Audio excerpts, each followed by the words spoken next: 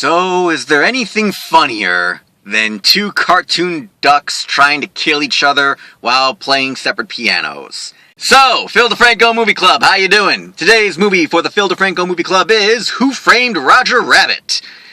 Made back in 1988, directed by Robert Zemeckis, starring Bob Hoskins, Christopher Lloyd, and a bunch of other cartoon characters.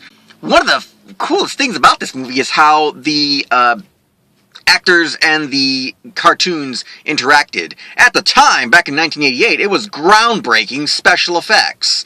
And you can see why. It's got Robert Zemeckis behind it. The man who directed the Back to the Future trilogy, he knows how to make special effects part of his story. They're a tool to drive the story. They aren't the story themselves. I mean, yeah, Back to the Future is about time travel, but it's more about the drama of, getting his parents back together. And this is all about toons and humans living side by side, but it's also about the drama of a good murder mystery. That's also something. I love a good murder mystery. And I know, it's a very weird movie when you sit back and think about it, but in 1988, when I was a kid and I saw this movie, it was one of the coolest things ever. So my favorite moment has got to be the dueling pianos between Donald Duck and Daffy Duck. That's also what makes this movie a bit of history, because I think never before and never since have we seen Disney and Warner Brothers come together on the same screen to tell one story. I honestly don't think it's ever happened before or since. So if nothing else, this movie is a piece of history. Maybe a once-in-a-lifetime event, because I don't know if it's ever going to happen again. The other great, perfect moment that happens is the other moment where they put the two together. And that would be the moment where he's falling through the air, and Bugs Bunny and Mickey Mouse appear on either side of him. And Bugs Bunny's like, hey, what's up, Doc? Skydiving without a parachute? Kind of dangerous, don't you think? It says, ha! Yeah, you could die! Ha!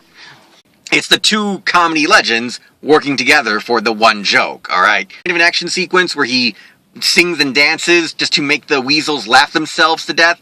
But in that moment, you see a human turn into a cartoon character to beat the toons at their own game. Gotta love that moment in the film. Then, what happens after that? The villain turns out to be a toon himself. I never saw that coming. I mean, to this day, it still kind of surprises me that, wow, they really went there. A murderous cartoon. So, this film falls under the category of, holy shit, this is based on a novel? This film, because it seems like it strides the line of a family movie. It really is, like, over the edge. I mean, it's about murdering cartoons, okay? It's about cartoons being murdered and people being murdered by cartoons. I mean, it is a murder drama. So it seems like adults will get a lot more out of this film than kids will, because adults will relive the nostalgia of, all the Warner Brothers classics and all the Disney classics on screen together. Maybe it's not as good a film for kids in that regard. I mean, it's got cartoons in it. I saw it when I was a kid. But it's hard to call this a kids' film since it is a murder mystery as well. Given the way that CGI has taken over filmmaking, we will likely never see a film like this ever again. So that is the number one reason to see this film.